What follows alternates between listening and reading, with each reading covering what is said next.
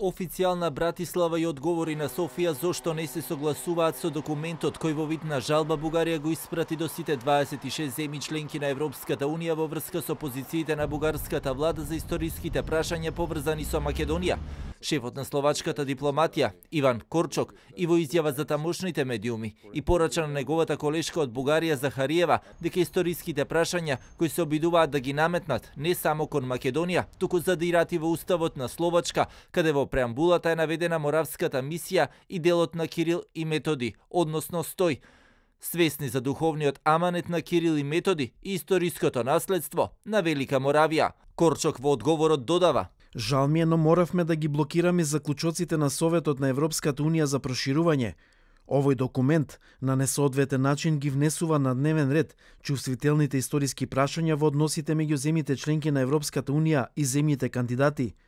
Си реков дека тука има одредена линија, затоа што тогаш не му помагаме на процесот и им ја одземаме мотивацијата на земјите кандидати да направат натамошни реформи и да ги исполнат условите. Проблемот е во тоа што никој не ја обвинува Северна Македонија дека не ги исполнува условите под кои може да се отворат нови поглавја, туку дека наводно не го исполнува билатералниот договор со Бугарија. Сепак и покрај блокадата на Словачка и Чешка за историјата против Бугарија, официјална Софија застега нема намера да ги смени своите позиции во однос на Македонија и денеска во допис за бугарскиот весник Труд од бугарското МНР велат: Одложувањето на процесот на пристапување на Северна Македонија во Европската Унија не е во интерес на Бугарија. Интересот на Бугарија е конечно да бидат решени отворените прашања во односите со Република Северна Македонија и процесот на интеграција на сите држави од Западен Балкан да продолжи успешно.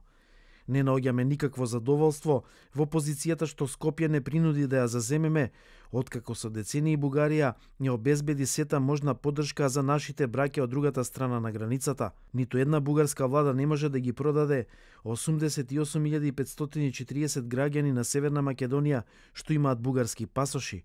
Премиерот Зоран Заев пак денеска во Битола порача дека доколку населението и граѓаните на земјата сакаат на спомен обележијата од Втората светска војна да остане името бугарски фашистички окупатор, така и ќе биде, а земјата и натаму ќе продолжи да работи на добрососедските односи со Бугарија. Ако е тоа решението, ќе ги прашаме и македонските граѓани со бугарски пасоши.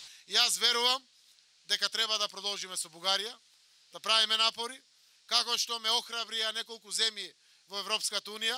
Зборувам како Зоран Заев, предводник на нашето македонско општество со сето тоа што го направи во изминатиот период. Одржувајќи европски лекции овде, од душата и срцето на Балканскиот полуостров, среќен сум што се уште останало европско во Европската Унија, преку овие чекори што се преземаа последните неколку денови, заради тоа што за нас Европската Унија е светост. Опозицијската ВМРО ДПМН пак смета дека реакцијата на Чешка и Словачка не е случајна. Во интервју за Канал 77 потпредседателот на ВМРО ДПМН Александар Николовски вели дека е логично да реагираат за бугарските позиции. ВМРО ДПМН во целиот овој период активно ги информира своите пријатели што и се случува на Македонија и затоа сме во ситуација да Чешка и Словачка бидат поголеми патриоти од Зоран Заев. Низата на реакции во домашната, но и европската јавност во врска со македонско-бугарските односи денеска доаѓаат како последица на дописот кој Бугарија го испрати до земјите членки на Европската Унија во врска со историските прашања, но и обвинувањата на релација Софија, Братислава, Прага дека го нарушувале кредибилитетот на Европската Унија.